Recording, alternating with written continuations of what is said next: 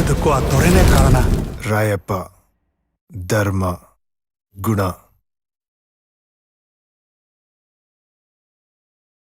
ಪೆಪ್ಪೆ. Hello, welcome to ಜೆಮ್ಸಿ topic. Just ಟ್ರೈಲರಿಂದನೇ ಸಾಕಷ್ಟು ಹೈಪ್ ಕ್ರಿಯೇಟ್ ಮಾಡಿದಂಥ ಪೆಪ್ಪೆ ಸಿನಿಮಾ ರಾಜ್ಯಾದ್ಯಂತ ಇವತ್ತು ರಿಲೀಸ್ ಆಗಿದೆ. ಇವತ್ತಷ್ಟೇ Pepe cinema first day first show ಹೋಗಿ ನೋಡ್ಕೊಂಬಂದೆ. ಈ ಸಿನಿಮಾ ಬಗ್ಗೆ ಹೇಳಬೇಕು ಅಂದರೆ, ಈ ಸಿನಿಮಾದ ಒಂದು ಪಾಸಿಟಿವ್ ಸೈಡ್ ಇದೆ, ಇನ್ನೊಂದು ನೆಗೆಟಿವ್ ಸೈಡ್ ಇದೆ. ಪಾಸಿಟಿವ್ ಸೈಡ್ ಏನಪ್ಪ ಅಂದರೆ ಇದರ ವಿಜುವಲ್ಸು, ಆಮೇಲೆ ಇದರ ಮ್ಯೂಸಿಕ್ ಚೆನ್ನಾಗಿದೆ, ಆದರೆ ಕರೆಕ್ಟಾಗಿ ಯೂಸ್ ಮಾಡ್ಕೊಂಡಿಲ್ಲ. ಶೂಟ್ ಮಾಡಿರೋ ಲೊಕೇಶನ್ಸ್ ಮಾತ್ರ ಅದ್ಭುತವಾಗಿದೆ. ಆಮೇಲೆ ಇದರ ನೆಗೆಟಿವ್ ಸೈಡ್ ಏನಪ್ಪ ಅಂದರೆ ಇದರ ಸ್ಟೋರಿ.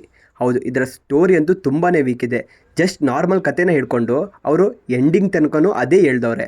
ಆದರೆ ಇಲ್ಲಿ ಸಿನಿಮಾ ಎಂಡ್ ಆಗೋದೇ ಇಂಟ್ರ್ವಲ್ಗೆ. ಆದರೆ ಮತ್ತೆ ಇಂಟ್ರ್ವಲ್ ಆದಮೇಲೆ ಯಾಕೆ ಅದನ್ನು ಹೇಳಿದ್ರು ಅನ್ನೋದು ಯಾರಿಗೆ ಗೊತ್ತಾಗಲ್ಲ. ಆಮೇಲೆ ಎಂಡಿಂಗಲ್ಲಿ ಇನ್ನೊಂದು ಟ್ವಿಸ್ಟು. ಹೌದು, ಎಂಡಿಂಗಲ್ಲಿ ಇನ್ನೊಂದು ಟ್ವಿಸ್ಟ್ ಏನಪ್ಪ ಅಂದರೆ ಅದು ನಮ್ಗೆ ಯಾರಿಗೂ ಬೇಕಾಗದೇ ಇರೋ ಪಾರ್ಟ್ 2.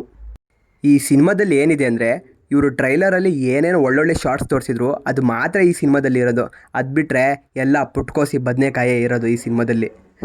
ಈ ಸಿನಿಮಾದ ಯಾವ ಒಬ್ಬ ವ್ಯಕ್ತಿ ಮೇಲೆ ನಾನು ಬ್ಲೇಮ್ ಮಾಡಬೇಕು ಅನ್ನೋದೇ ನಂಗೆ ಗೊತ್ತಾಗ್ತಿಲ್ಲ.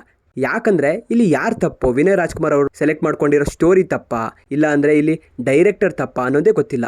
ಇಲ್ಲಿ ಆ್ಯಕ್ಚುಲ್ ತಪ್ಪು ನಮ್ಮದು. ಈ ಮೂವಿ ನೋಡಿರೋ ನಾವುಗಳು ತಪ್ಪು ಮಾಡಿದ್ದೀವಿ.